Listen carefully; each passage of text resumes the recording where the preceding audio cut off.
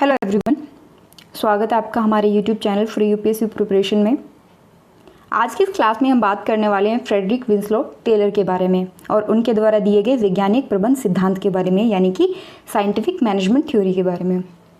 अगर अभी तक आपने चैनल को सब्सक्राइब नहीं किया है, सबसे पहले चैनल पर विजिट कीजिए। आपके लिए बहुत सारे इंपॉर्टेंट और इंटरेस्टिंग टॉपिक के ऊपर लेक्चर्स अवेलेबल हैं।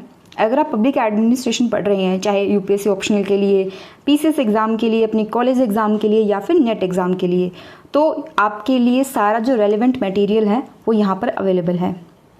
वीडियो को लाइक करें और वीडियो को पूरा देखें। ये लेक्चर हिंदी माध्यम के विद्यार्थियों के लिए बनाया गया है। अगर आप इंग्लिश मीडियम के स्टूडेंट हैं तो आपको रेलेवेंट लेक्चर्स का लिंक जो है वो डिस्क्रिप्शन बॉक्स में मिल जाएगा। शुरू करते हैं आज का लेक्चर वैज्ञानिक प्रबंध सिद्धांत एवं फ्रेडरिक विंस्लो टेलर के बारे में। वैज्ञानिक प्रबंध को आगे बढ़ाने वाले विचारक के कुछ नाम दिए गए हैं यहाँ पर, जिनमें से प्रमुख है Gilbreth, H S. Person, Emerson, Kendall, Morris Cooke and Henry Fayol. अगर आपने लोक प्रशासन थोड़ा बहुत पढ़ा है तो आपने हेनरी फायोल का नाम ज़रूर सुना होगा। अगर नहीं सुना तो हम टेलर के बाद में हेनरी फायोल के बारे में ही पढ़ेंगे। कहने का मतलब ये है कि टेलर उस समय से लेकर के आज तक ये उनका जो वैज्ञानिक प्रबंध सिद्धांत रहा, ये विकास के एक बहुत लंबे दौर से गुजर चुका है। और अगर आप प्रेजेंट में इंडस्ट्रियल ऑर्गेनाइजेशन को, यानी औद्योगिक संस्थानों को देखो, तो यहाँ पर परंपरागत प्रबंध के स्थान पर वैज्ञानिक प्रबंध को ही लागू किया जाता है।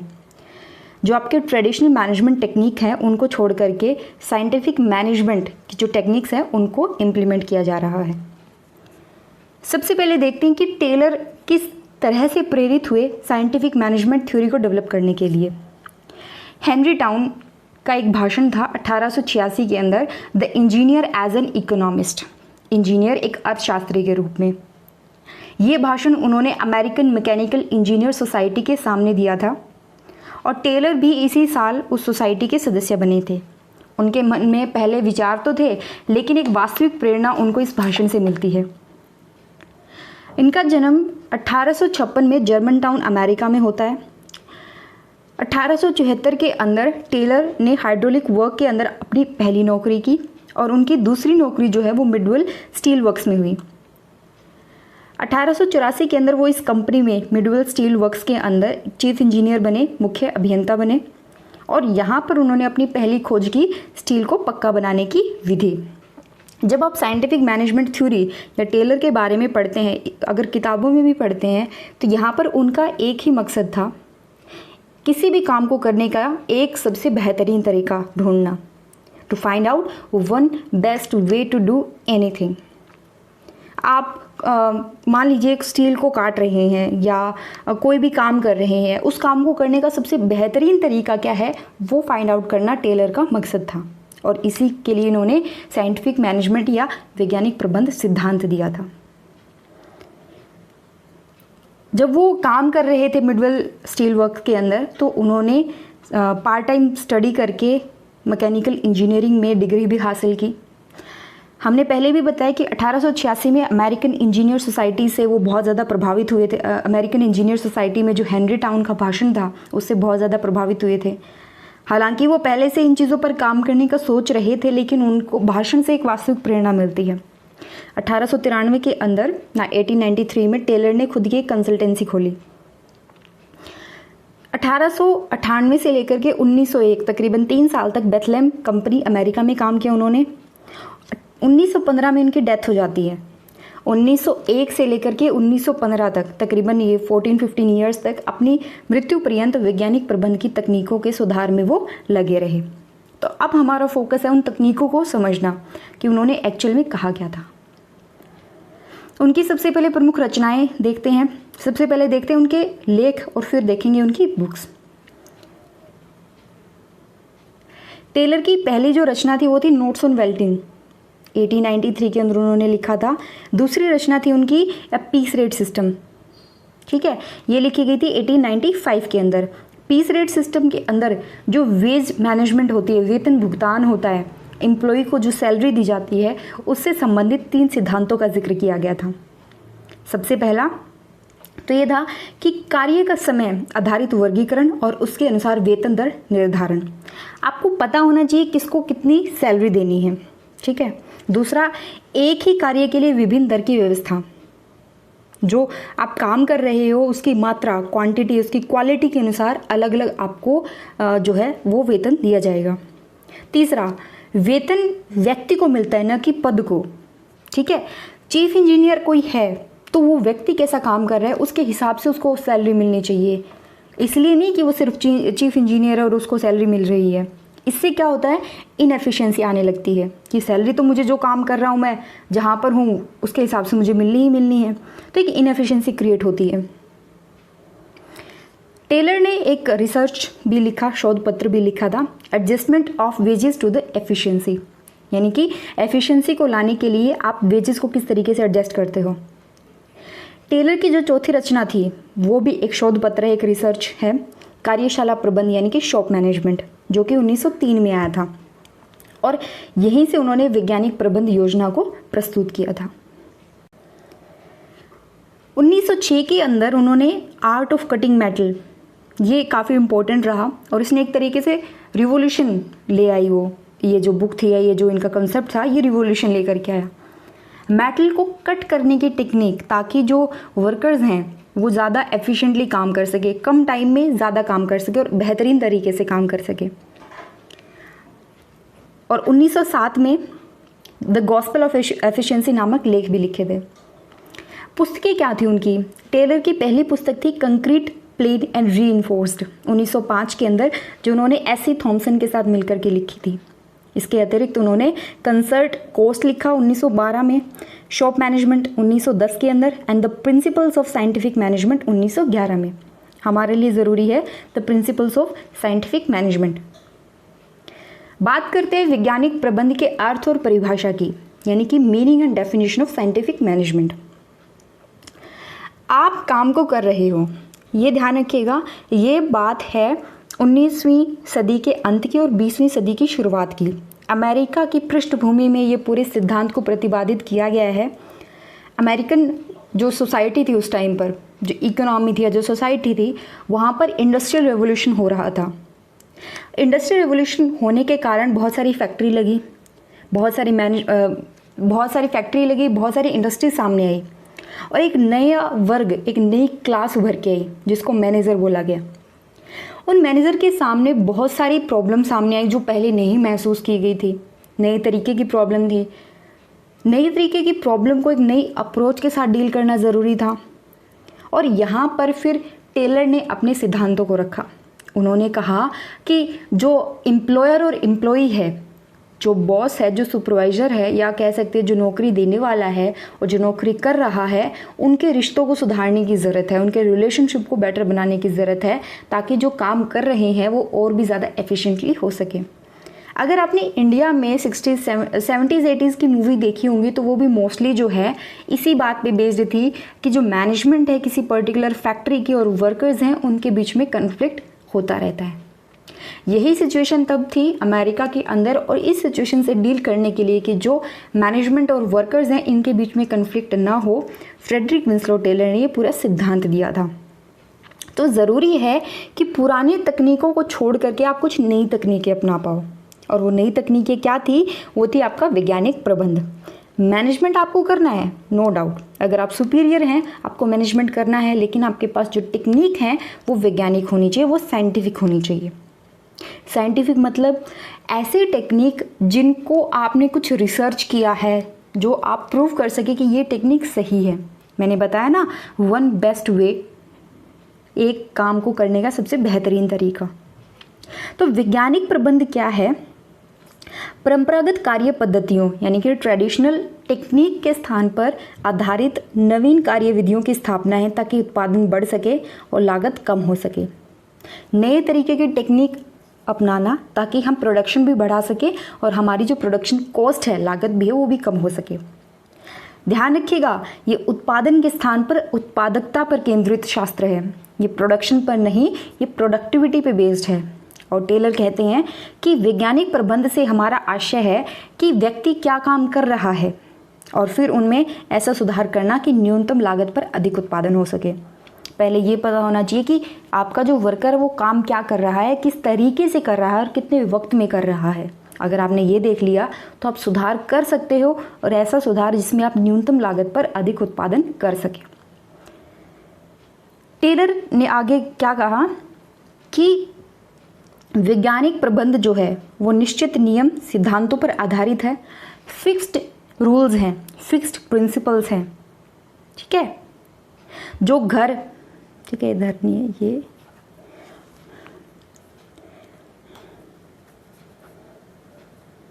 घर, परिवार, पाठशाला या सरकार सभी संगठनों पर लागू हो सकता है।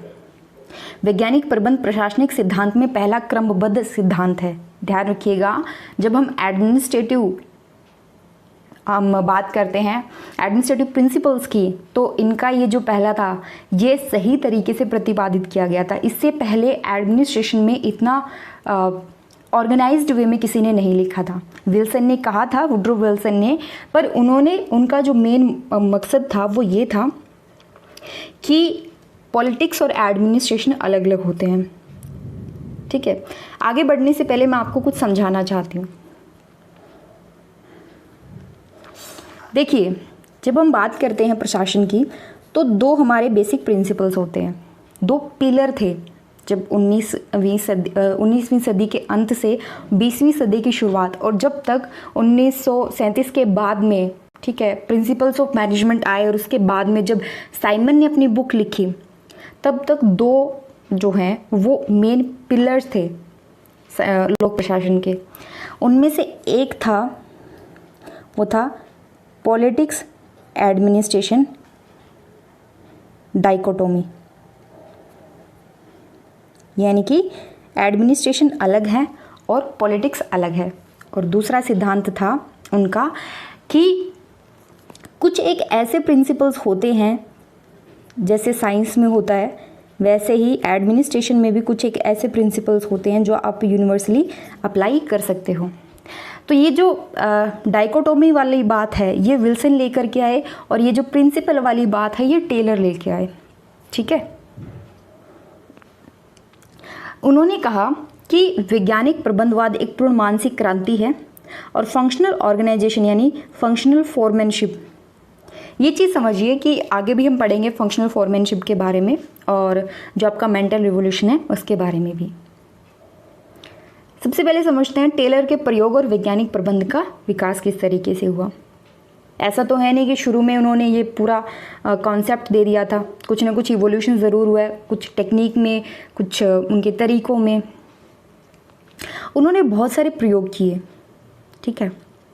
और जैसे जैसे टाइम आगे बढ़ता गया, उनकी जो तकनीक थी, जो विधियाँ थी, उनका विकास होता गया, और वो निरंतर शोध करते रहे। सबसे पहले आता है आपका समय और गति अध्ययन। समय और गति मतलब आप कितने टाइम में कितना काम कर रहे हो। सर्वप्रथम टेलर ने ही कार्य और मनुष्य की गति तथा कार्य में लगने वाले समय को जांचने और निर्धारित करने का प्रयास किया था। यद्यपि इस दिशा में वास्तविक कार्य बाद में गिलबर्थ ने किया। ध्यान रखिए, फॉर एग्जाम्पल हम बुक पढ़ रहे हैं, उस एक बुक को पढ़ने में एवरेज टाइम कितना लग रहा है, और कितना आइडियल टाइम, सही तरीके से वो बुक कितने टाइम में, मान लीजिए हम 3 घंटे में वो बुक पढ़ सकते हैं, लेकिन आप उस बुक को पढ़ने में 5 घंटे लगाते हैं और मैं उस बुक को पढ़ने में 7 घंटे लगाती हूँ। तो मतलब पढ़ी जा सकती थी 3 घंटे में, लेकिन हम टाइम ज़्यादा ले रहे हैं। यही थी समय और गति का अध्ययन, ठीक है। हालांकि इस फील्ड के अंदर गिलबर्थ ने ज़्यादा अच्छे से काम किया है। गति अध्ययन का उद्देश्य है कार्य का सर्वोत्तम तरीका खोजना। मतलब हम काम कर रहे हैं लेकिन हमारे काम करने के तरीके में कुछ ना कुछ गड़बड़ है, तो हम गति अध्ययन करेंगे, मोशन स्टडी करेंगे, ताकि हमें उस काम को करने का सही तरीका पता चल सके। और इसी प्रकार समय अध्ययन का उद्देश्य है कि किसी भी कार्य में लगने वाले आदर्श समय का निर्धारण करना। और जब हमें पता चल जाता है कि हम एक दिन में या हम 3 घंटे में एक बुक पढ़ सकते हैं, तो हम दिन भर में कितनी बुक पढ़ सकते हैं। अगर हम 8 घंटे भी स्टडी करते हैं तो ऑन एन एवरेज 2 बुक तो हम इजीली पढ़ ही लेंगे, ठीक है। 2 या 3 बुक हम इजीली पढ़ लेंगे, ठीक। तो स्पष्ट है कि समय अध्ययन गति अध्ययन के बाद शुरू होता है, और दोनों का सम्मिलित उद्देश्य है समय और धन की बचत, व्यक्ति की क्षमता का अधिकाधिक उपयोग। सबसे पहले आपको पता करना है आप बुक पढ़ कैसे रहे हैं, और फिर आपको ये पता करना है कि उस बुक को पढ़ने में आपको टाइम कितना लग रहा है, ठीक है। यही है आपका टाइम एंड मोशन स्टडी। फिर आता है मानकीकरण यानी कि स्टैंडर्डाइजेशन। कोई भी आप काम कर रहे हो उसके कुछ स्टैंडर्ड्स होने चाहिए। कार्य प्रक्रिया है, कार्य दशा है, ठीक है, उपकरण है, यंत्र है, इन सभी का मानकीकरण होना चाहिए, स्टैंडर्डाइजेशन होना चाहिए। देन वेतन की विभेदात्मक दर पद्धति। टेलर ने इंसान को या औद्योगिक मानव को आर्थिक मानव की संज्ञा दी। आर्थिक मानव से हमारा मतलब होता है कि अगर मैं आपको लोभ दूं, अगर मैं आपको प्रोत्साहित करना चाहती हूँ, मोटिवेट करना चाहती हूँ, तो मैं सिर्फ आपकी सैलरी बढ़ा दूँ, आप अपने आप प्रोत्साहित होंगे काम को करने के लिए। ऐसे इंसान को आर्थिक मानव कहा जाता है।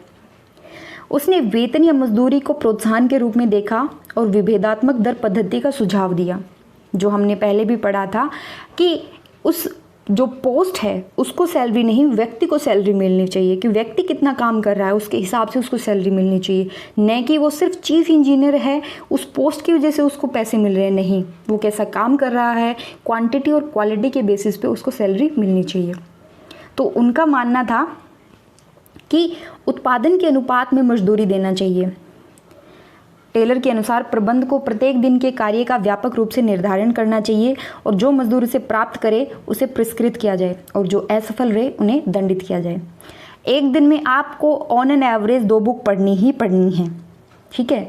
अगर आप वो पढ़ पाते हैं, अगर आपने 3 बुक पढ़ ली तो आपको इनाम दिया जाना चाहिए और अगर आप 2 बुक नहीं पढ़ पाए तो आपको दंडित किया जाना चाहिए। ये था टेलर का सिद्धांत या वेतन की विभेदात्मक दर पद्धति। समय और गति अध्ययन के आधार पर उत्पादन का एक मानक तय कर लिया जाता है। हमने टाइम एंड मोशन स्टडी पढ़ा, उसके आधार पर प्रोडक्शन का एक स्टैंडर्ड हमने डिसाइड कर लिया ऑलरेडी। अब बात करते हैं क्रियात्मक संगठन सिद्धांत की या फंक्शनल फोरमैनशिप की। टेलर ने विशेषीकरण पर ध्यान दिया और उन्होंने निरीक्षण को भी विशेषीकृत करने से संबंधित एक सिद्धांत दिया कि प्रत्येक कार्य या गतिविधि को एक पृथक निरीक्षक होना चाहिए। आप जो भी काम कर रहे हो उस काम के लिए एक अलग से इंस्पेक्टर होना चाहिए, इंस्पेक्शन होना चाहिए। उन्होंने संगठन, एक ऑर्गेनाइजेशन के अंदर जितनी भी एक्टिविटीज़ होती हैं उनको 8 भागों में बांटा। एक ऑर्गेनाइजेशन के अंदर जितना भी काम होता है उनको 8 भागों में बांट करके उन्होंने कहा कि 8 ही अधीक्षक उन्होंने बताए, 4 कार्यालय संबंधित और 4 कारखाना संबंधित। 4 तो जो है वो ऑफिस में बैठे रहेंगे और बाकी के 4 जो हैं वो फील्ड में रहेंगे, ठीक है। 4 जो हैं वो कार्यालय संबंधित उन्होंने गतिविधियों को बताया और 4 जो थी वो कारखाना संबंधित थी। तो जो कार्यालय संबंधित 4 गतिविधियां उन्होंने बताई, उनके 4 अधीक्षक थे। गैंग बॉस जिसको दल अधिकारी बोला गया, स्पीड बॉस जिसको गति अधिकारी बोला गया, निरीक्षक, इंस्पेक्टर और रिपेयर बॉस यानी कि मरम्मत अधिकारी। अगर आपको समझ में नहीं आया है तो मैं फिर से बता देती हूँ कि पूरे ऑर्गेनाइजेशन की जो एक्टिविटी होती हैं, जितनी भी प्लानिंग से लेकर के उनकी इम्प्लीमेंटेशन, फीडबैक, जो भी आपने ऑर्डर देना है, जो भी आपके काम है, उसको उन्होंने 8 भागों में बांटा, ठीक है। 8 में से कुछ तो थे उनको कार्यालय में लागू किया जा सकता था और कुछ जो थे वो फैक्ट्री के अंदर यानी कारखाने में वो गतिविधियां होती थी। तो एक कार्यालय में जो होती है, इन गतिविधियों के ऊपर इंस्पेक्शन करने के लिए 4 बॉस थे और इनके लिए भी 4 जो है सुपरवाइज़र बनाए गए। इनको मिला करके इस पूरे तरीके को उन्होंने फंक्शनल फोरमैनशिप का नाम दिया। और ये ध्यान रखिएगा, फंक्शनल फोरमैनशिप एक बहुत ही यूनिक कंसेप्ट है। क्रियात्मक संगठन सिद्धांत एक बहुत ही यूनिक कंसेप्ट है। इनके अलावा आपको किसी और थिंकर के द्वारा दिया गया सिद्धांत इतना इंटरेस्टिंग देखने को नहीं मिलेगा। सब बात करते हैं unity of command. Unity of command का मतलब कि एक बॉस होगा और उस बॉस या उस सुपीरियर की बात को मानने के लिए एक सबऑर्डिनेट होगा, ठीक है। कहने का मतलब ये है कि एक सबऑर्डिनेट के लिए एक सुपीरियर होगा, ठीक। बट टेलर यहाँ पर थोड़ा सा अलग बोलते हैं। टेलर ये कहते हैं कि एक बंदा 8 सुपरवाइजरों से या 8 सुपीरियर से ऑर्डर लेगा, ठीक है। और वो 8 सुपीरियर कौन कौन से होंगे? 4 सुपीरियर तो ये हैं और 4 सुपीरियर आपके ये हैं, ठीक है। तो अगर आप टेलर के बनाए गए ऑर्गेनाइजेशन में अगर आप काम करना चाहते थे तो आपको 8 सुपीरियर से ऑर्डर लेना पड़ता था। या लेना पड़ता होगा, ठीक है, in the past. Order and route clerk, instruction card clerk, time and cost clerk, work disciplinarian या कार्य अनुशासक। ये थे कारखाना स्तर पर 4 अधीक्षक। टेलर के अनुसार 4 तो कार्यालय यानी वर्कशॉप में रहेंगे जहां पर काम हो रहा है, और 4 रहेंगे नियोजन कक्ष में जहां प्लानिंग हो रही है। टेलर के अनुसार आप हर एक से ये एक्सपेक्ट नहीं कर सकते कि उसको हर चीज़ का पता होगा, सभी कार्यों का विशेषज्ञ होगा, ठीक है, एक्सपर्ट होगा वो। और जहाँ तक हम बात करते हैं यूनिटी ऑफ कमांड की कि एक सबऑर्डिनेट एक सुपीरियर से कमांड लेगा, वो गलत है। टेलर के अनुसार ये चीज़ सिर्फ और सिर्फ सैनिक प्रशासन में चल सकती है, नागरिक प्रशासन में या फिर लोक प्रशासन में ये अनुपयुक्त है, ये सही नहीं है। फिर उन्होंने यूज़ की थी आधुनिक प्रबंधकीय तकनीकें, जिसमें उन्होंने निर्देश कार्ड, स्लाइड रूल्स, गति चार्ट्स, रूटिंग सिस्टम, ग्राफ्स आदि के प्रयोग का सुझाव दिया था ताकि कम समय में आप बेहतरीन काम कर सको। फिर बात की थी प्लानिंग डिपार्टमेंट यानी नियोजन विभाग की।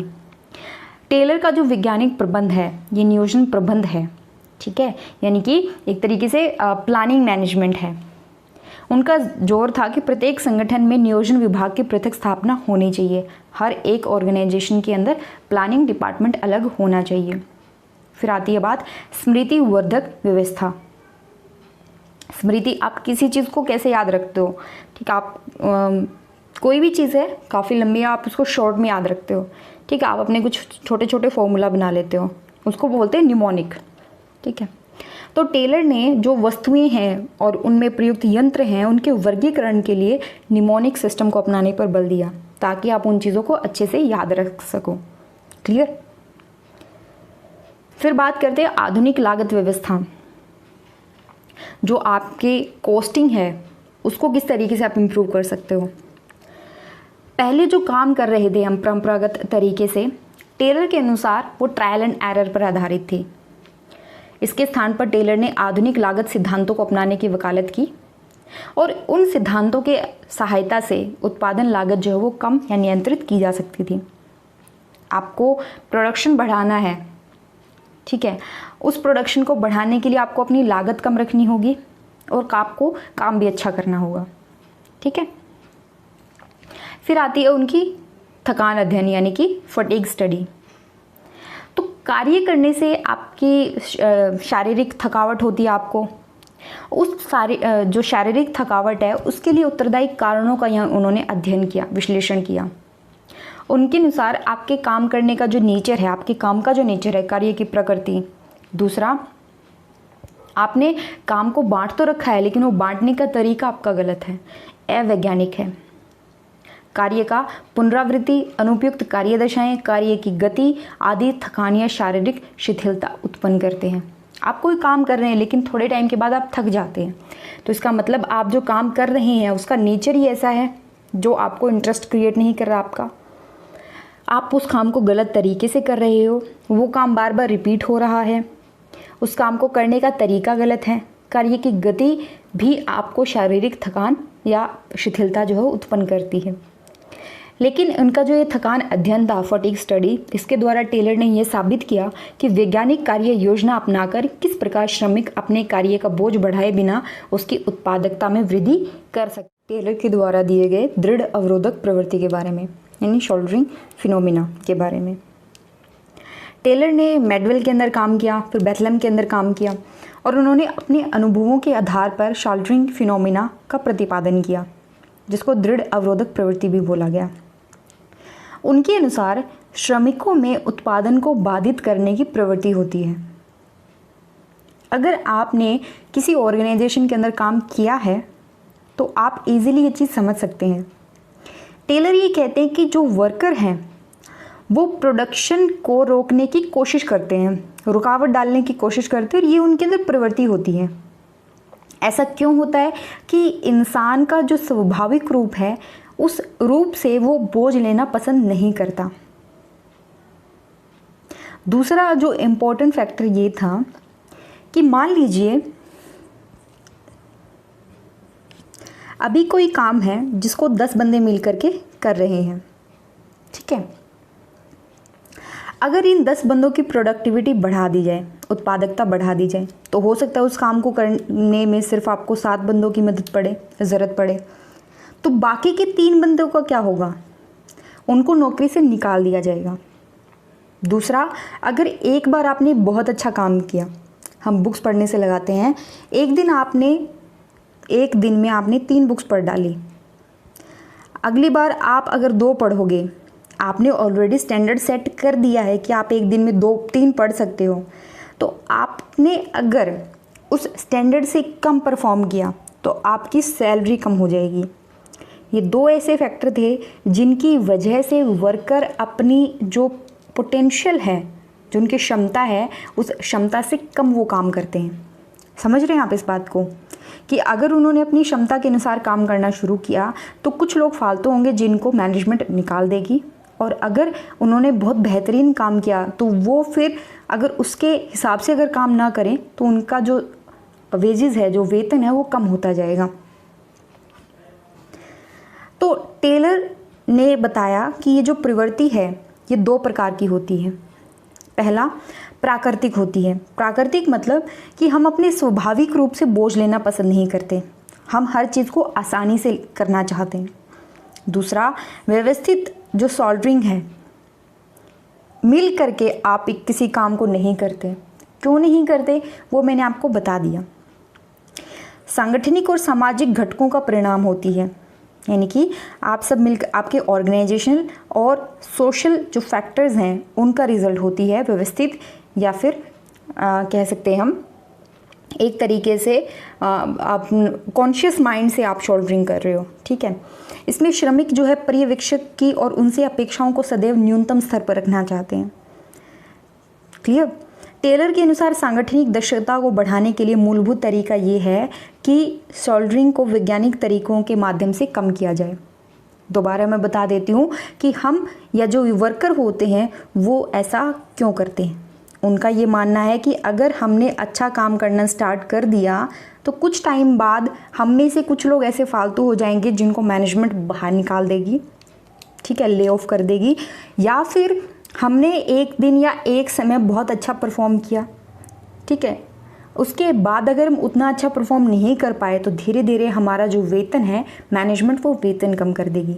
मैनेजमेंट को बता दिया गया है, पता चल गया है कि आप एक दिन में 3 बुक पढ़ सकते हैं, तो इसका मतलब है कि अगली बार अगर आप 2 बुक पढ़ रहे हैं तो आप अपनी मर्जी से वो काम नहीं कर रहे हैं, ठीक है।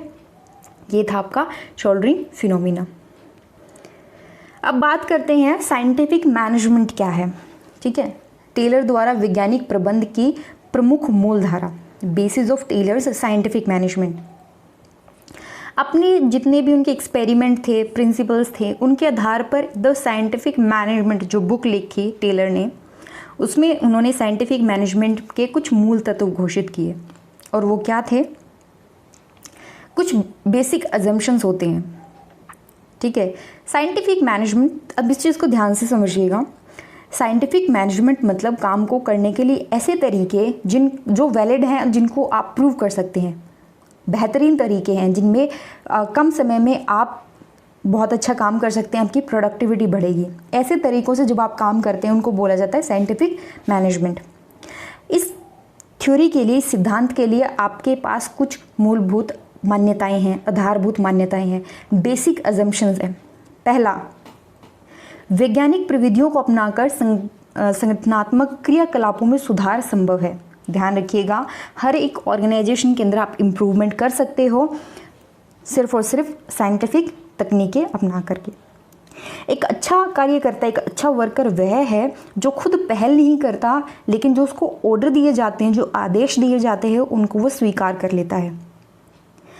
टेलर के अनुसार प्रत्येक कार्मिक एक आर्थिक मनुष्य है, मतलब कि हमारी अगर सैलरी बढ़ा दी जाएगी तो हम उसके प्रलोभन में आ करके अपना काम और भी बेहतर तरीके से करेंगे। और ध्यान रखिएगा कि जब क्रिटिसिज्म होता है, जब इनकी आलोचना होती है, तो इसके आधार पर सबसे ज़्यादा उनकी आलोचना होती है, ठीक है। उनके 4 प्रमुख सिद्धांत रहे, इनको ध्यान रखिएगा। जब आपको सिर्फ और सिर्फ ये पूछा जाए कि साइंटिफिक मैनेजमेंट के 4 प्रिंसिपल्स क्या हैं, तो आपको यही चीज़ लिखनी होती है। सबसे पहले वास्तविक विज्ञान का विकास। पता तो हो कि एक्चुअल में चीज़ें हैं क्या। पुराना अंगूठा नियम, इसको त्याग करके आपको हर एक कार्य के लिए वैज्ञानिक आधार का विकास करना होगा। कोई भी काम क्यों ना हो, इसके लिए एक तरीका निर्धारित करना होगा। प्रत्येक कार्य को करने का एक सर्वोत्तम तरीका निर्धारित करने और उत्पादन का मानक स्तर तय करने में आपको जो है वैज्ञानिक प्रबंध की तकनीकों की आवश्यकता पड़ेगी। वन बेस्ट वे, एक सबसे बेहतरीन तरीका और स्टैंडर्डाइजेशन, इनकी ज़रूरत है। ये था वास्तविक विज्ञान, मतलब काम कैसे करना है इस बात का पता होना चाहिए। ठीक है। दूसरा प्रिंसिपल है कार्मिक का वैज्ञानिक चयन और प्रशिक्षण। उस काम को करने में किस प्रकार के जो वर्कर्स हैं उनकी ज़रूरत है, उनका चयन, रिक्रूटमेंट और ट्रेनिंग साइंटिफिक बेसिस पे वैज्ञानिक तरीक़ों से होनी चाहिए। चयन की वैज्ञानिक और तार्किक पद्धति अपनाकर प्रत्येक काम के लिए उपयुक्त व्यक्ति की भर्ती की जानी चाहिए। ध्यान रखिएगा, आपने अपने काम को आइडेंटिफाई कर लिया है कि आपको काम करना कैसे है। दूसरा, आपको जो वर्कर हैं, काम जिन करवाना है या जो काम करेंगे, उनका सही चयन होना बहुत ज़्यादा ज़रूरी है। फिर कार्मिकों को सिद्धांत के अनुसार जो आपने तरीका बताना है, जो तरीका आपने आइडेंटिफाई किया है, उस तरीके के अनुसार काम करने के लिए प्रेरित करना। प्रबंध को चाहिए कि वह कार्मिकों के साथ सहयोग करे ताकि वे प्रबंधकीय सिद्धांतों के अनुसार कार्य निष्पादन कर सकें। अब मैनेजमेंट की ये ड्यूटी है कि वो वर्कर को समझाए। आपने बुक पढ़नी है, लेकिन किस तरीके से पढ़नी है वो मैनेजमेंट बताए। ठीक है। प्रबंध और कार्मिकों के मध्य उचित कार्य विभाजन, ये ध्यान रखिएगा। मैनेजमेंट और वर्कर के बीच में जो डिवीजन है, काम का डिवीजन ऑफ वर्क है, वो सही तरीके से होना चाहिए, उचित होना चाहिए, रैशनल होना चाहिए।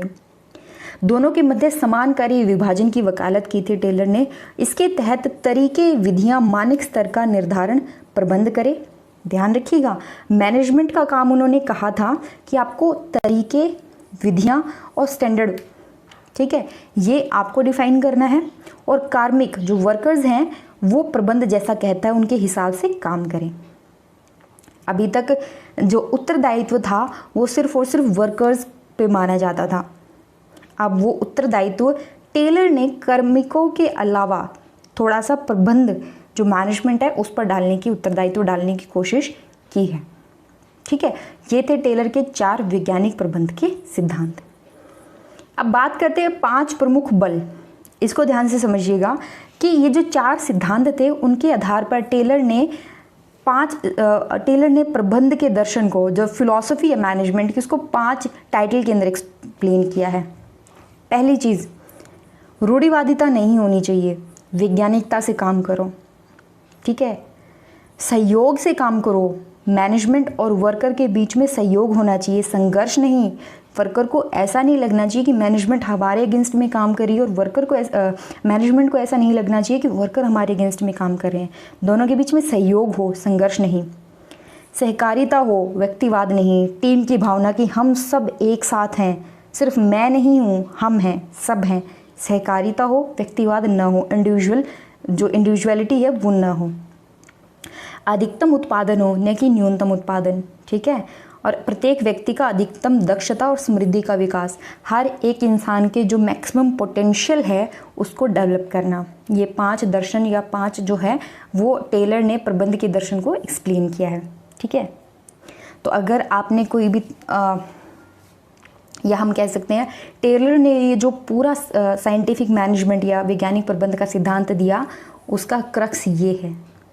ठीक, अब बात करते हैं 2 तरफा मानसिक क्रांति यानी कि मेंटल रेवोल्यूशन की। टेलर ने वैज्ञानिक प्रबंध को सही तरीके से लागू करने के लिए, या इस वैज्ञानिक प्रबंध को उन्होंने मेंटल रेवोल्यूशन कहा। मेंटल रेवोल्यूशन मतलब इंडस्ट्रियल रेवोल्यूशन सुना है आपने, ग्रीन रेवोल्यूशन सुना है, वाइट रेवोल्यूशन सुना है, लेकिन ये मेंटल रेवोल्यूशन क्या है? मेंटल रेवोल्यूशन मीन्स कि revolution in the mentality, in your thought, आपके विचारों में। ठीक है, तो सबसे ज़्यादा जो प्रॉब्लम आ रही है वो कहाँ आ रही है? मैनेजमेंट और वर्कर के बीच में। ठीक है, श्रमिक और प्रबंध के बीच में। तो मानसिक क्रांति का मतलब ये होता है कि श्रमिक और प्रबंध इन दोनों को अपना जो रवैया है वो त्यागना पड़ेगा। ठीक ठीक है, इसी को मानसिक क्रांति का नाम दिया गया है। कार्मिकों को अपने कार्य, दायित्व, सहकर्मी और नियोक्ता सभी के प्रति परंपरागत रूढ़िवादी विचारों का त्यागना होगा। सभी को अपने जो रूढ़िवादी विचार है उनको छोड़ना होगा। उन्हें वर्कर्स को ज़्यादा मजदूरी मिलेगी, प्रबंध को उनकी समस्याओं को सुनना पड़ेगा, संवेदनशील होना पड़ेगा। अगर कोई वर्कर कोई कंप्लेन कर रहा है, मैनेजमेंट की ड्यूटी बनती है कि वो उस वर्कर की कंप्लेन को सुने। उसे कार्मिकों को अधिक उत्पादन के लिए बड़ी दर से भुगतान करना चाहिए। प्रबंध का काम क्या है कि वो अगर अच्छा प्रोडक्शन चाहता है तो अच्छे वेजेस दे, अच्छी सैलरी दे, काम करने के सबसे बेहतरीन तरीके खोजे और प्रोडक्शन कॉस्ट को कम करने की कोशिश करे। इससे ज़्यादा प्रोडक्टिविटी होगी और प्रॉफिट भी ज़्यादा मिलेगा। अब समझिए कि जब हम कोई चीज़ बनाते हैं, ठीक है, कोई चीज़ जब हम प्रोड्यूस करते हैं तो उसमें क्या आता है, ठीक है, आपकी जो प्रोडक्शन कॉस्ट होती है उसमें क्या होता है, एक तो होता है वो आपकी सैलरी होती है वर्कर्स की, ठीक है, और प्लस कुछ एक्सटर्नल होता है, जैसे आपने कुछ इनपुट डाला है, कुछ आपने रॉ मटेरियल परचेज़ किया, मशीनरी खरीदी, ठीक है, आपने जितना काम किया उस काम के हिसाब से आपका फ्यूल यूज़ हुआ और फिर आपका फाइनल जो काम हुआ। मान लीजिए आपकी प्रोडक्शन कॉस्ट 100 रुपीज़ थी, जिसमें से सैलरी आपने 50 रुपीज़ दी वर्कर को और 50 रुपीज़ में आपका रॉ मटेरियल आया, ठीक है, आपने जो भी इनपुट दिया वो 50 रुपीज़ में था। अभी तक क्या हो रहा था, टेलर के सिद्धांत देने से पहले जो मैनेजमेंट थी वो इस एस्पेक्ट पर काम कर रही थी। अगर आपको ये प्रोडक्शन कॉस्ट कम करनी है तो आपको इन दोनों में से एक चीज़ को कम करना पड़ेगा। टेलर से पहले जितने भी जो चल रहा था वो ये था कि वो वर्कर की सैलरी को कम कर रहे थे, ठीक है, जो इनपुट कॉस्ट है वो कम नहीं की जा रही थी, वो सेम बनी हुई थी। टेलर ये कहते हैं कि सैलरी को तो बढ़ाओ, लेकिन जो आपकी फालतू जो चीज़ें लग रही हैं टाइम की वजह से, आपकी टेक्निक की वजह से, उस कॉस्ट को कम करो, ठीक है, तभी ये अच्छे से काम कर पाएंगे, उत्पादकता बढ़ेगी और आपकी जो टोटल कॉस्ट है वो भी कम होगी। क्लियर यहाँ तक?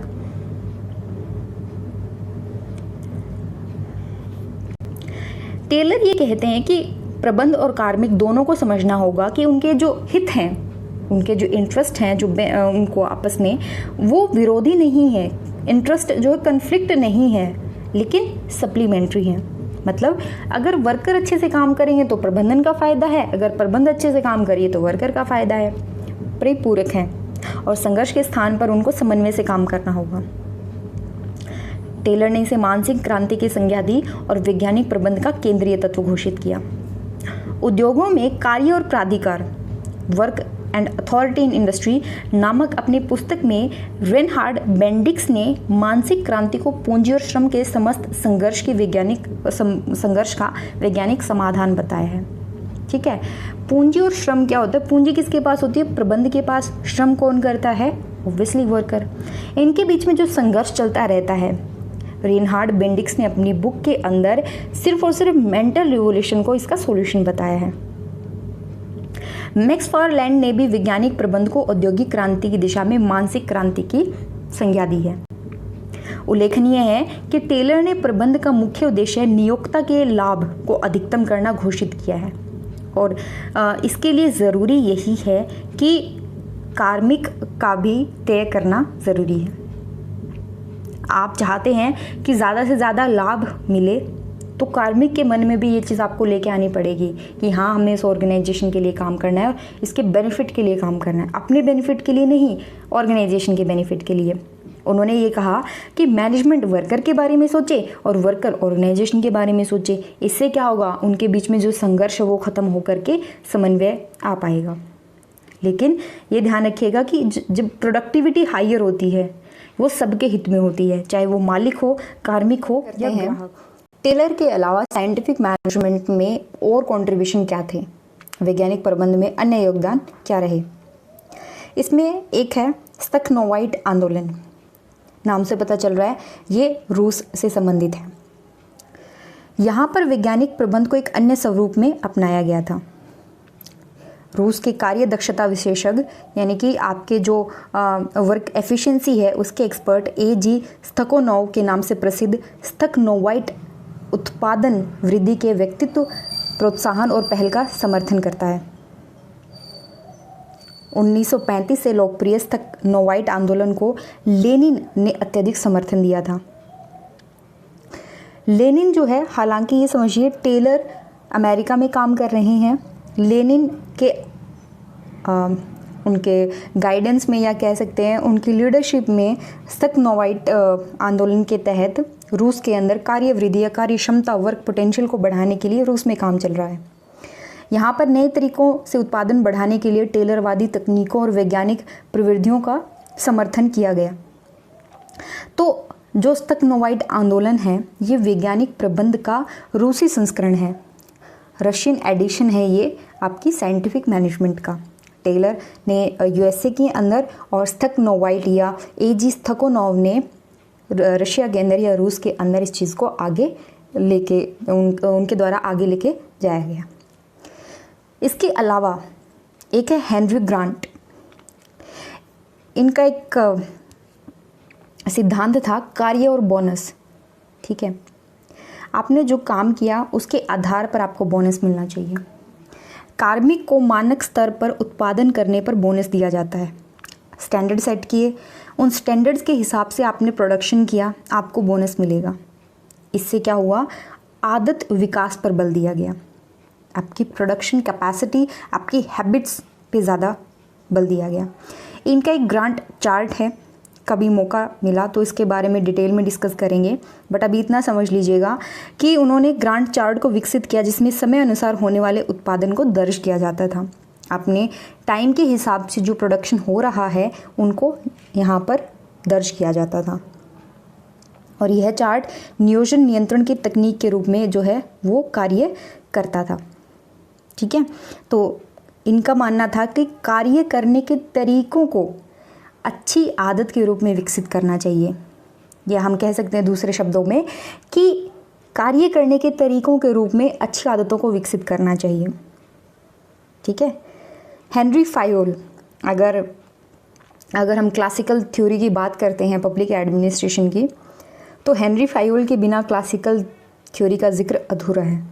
इन्होंने उच्च प्रबंध की तकनीकों को विकसित किया।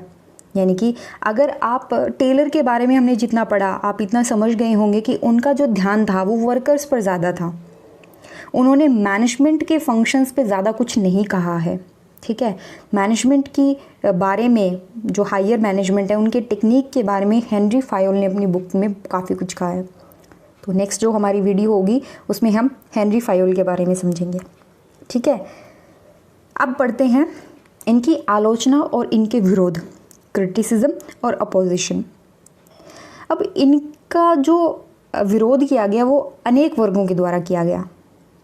ठीक है, क्यों किया गया हमें वो पढ़ना है। कारखाना स्तर से हमारा मतलब होता है निचला स्तर। ये कामकाज पर ध्यान केंद्रण और उच्च स्तर की सांगठनिक प्रक्रियाओं की उपेक्षा के कारण इसकी आलोचना संगठन के एक अधूरे सिद्धांत के रूप में की गई है। सिर्फ और सिर्फ इन्होंने जो लोअर लेवल है, एक ऑर्गेनाइजेशन के जो बिल्कुल लोअर लेवल है, इस लेवल पे ज़्यादा फोकस किया उन्होंने, हायर लेवल पे नहीं किया। और इनको जो साइंटिफिक मैनेजमेंट प्रिंसिपल था उसको एक अधूरा सिद्धांत माना। टेलर द्वारा प्रतिपादित वैज्ञानिक प्रबंधन सिद्धांत को एक अधूरा सिद्धांत माना गया। दूसरा, इन्होंने मानवीय पहलू को अनदेखा किया। इसके कारण भी इनकी आलोचना होती है। एक यांत्रिक सिद्धांत के रूप में इसे देखा जाता है, मैकेनिकल प्रिंसिपल के तौर पे। दूसरे शब्दों में अगर हम समझें तो इसने सांगठनिक कुशलता की व्याख्या केवल यांत्रिक अर्थों में की। सिर्फ इंसान को एक आर्थिक इंसान माना, आर्थिक मानव के तरीके से समझा। मजदूर को एक यंत्र माना कि आपने जो उसको बताया वो अपने हिसाब से अपना कुछ भी वो माइंड ना लगाए, जैसा तरीका उसको बताया गया, जो काम बताया गया, जितने टाइम में करने के लिए बताया गया वो उसके हिसाब से कर लेगा।